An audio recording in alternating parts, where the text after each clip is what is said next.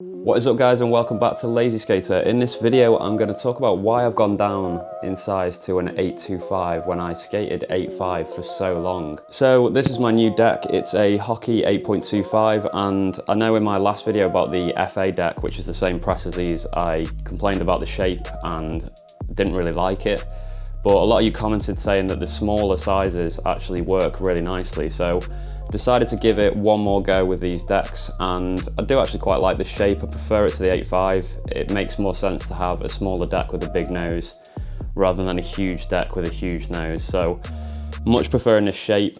I'll do a separate video about this at some point, reviewing the actual deck, but I want to get onto the main topic of this, and it's why I went down from 8.5 to an 8.25. There is a video that I've done on my channel about choosing what deck size to skate. That'll have a lot of information in there if you're new to skating and you don't know what size to get. The main reason why I've moved back down is because I've got more technical at skating, definitely over the kind of past 12 or 6 months. I've started learning a lot more new tricks, and what I was finding with my 8.5 is it was just so heavy under my feet. I really started to notice it, especially if, say, I was having a session trying to learn a new trick.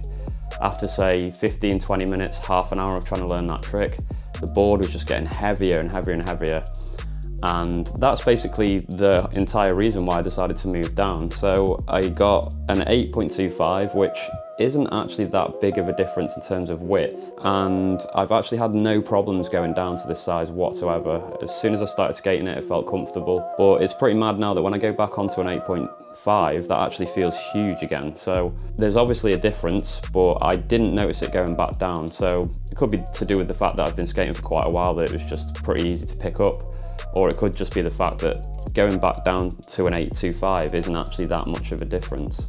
So down to an 8.25, I also got hollow indie trucks as well. I was hoping that would help with the overall weight of the board. I like to have a nice light board, so yeah, hollow trucks, 8.25, and has it made that much of a difference? I would say it's made a bit of a difference. I wouldn't say it was a massive difference. So I think if I wanted to do a huge difference from coming down to an 8.5, I should have gone for an 8. I think if I would have started skating an 8 straight after an 8.5, I would have noticed a huge difference with that. That would have been a big step down. That's half an inch difference, so it would have been 1/4 of an inch either side on the board. That's a pretty big difference. And also the trucks would have been 139s as well, so they would have been even lighter. So half of me kind of thinks, I wish I would have done that, because I used to skate an 8 and then I went straight to 8.5, and I skated 8.5 for like 3 years. And now I've gone down to 8.25. I feel like I would quite like to go down even more just to have an even lighter board. But overall, I'm happy with the overall results of moving down to a smaller size. It is lighter, it feels lighter under my feet. I feel like I can just pop higher and get the board higher a lot easier. Less fatigue when I'm trying to learn new tricks or practicing tricks that I already know. That's definitely something that I've noticed. Rotation on kickflips has been quite hard to tell so far, just because, again, I know you're gonna moan at me for saying this, but the shape of this deck is not like other popsicle decks, so it does take a little bit of time to get used to that big nose. So slowly getting used to that, and yeah, I think flips feel pretty similar, to be honest.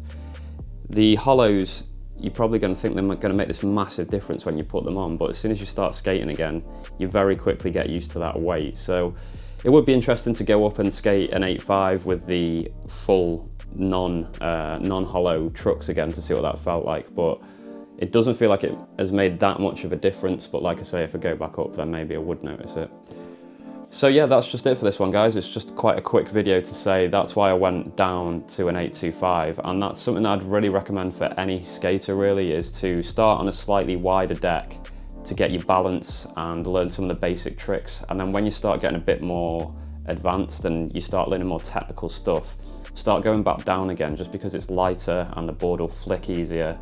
All those, you'll be able to ollie higher, all that kind of stuff makes technical skating a lot easier, which is hard to do on a bigger board. And just quickly before I end the video, obviously this is all personal preference. If you love skating an 8.5, you can land everything on it, go ahead and skate an 8.5. I think 8.5 is the very top of the scale in terms of just skating normally, as in you want to do a bit of street, you want to do a bit of park. don't go any bigger than an 8.5 because it'll just be too heavy and too sort of cumbersome. For skating at parks and street, I think 8 to 8.375 is a really good range to be in. 8.25 is a nice size, it's right in the middle. 8.375 if you want it a bit wider, or 8.38, and then down to 8 if you are doing really technical stuff, but you're advanced enough that you're able to balance on a board that's that thin. So I hope that information was useful, guys. Don't forget to subscribe and hit the like below, that really helps me. If you've got any further questions that I haven't covered maybe, or you've got a question that's related to this video, then feel free to leave a comment below and I'll happily answer those for you. But until then, keep skating and I'll be back with more content soon. Peace!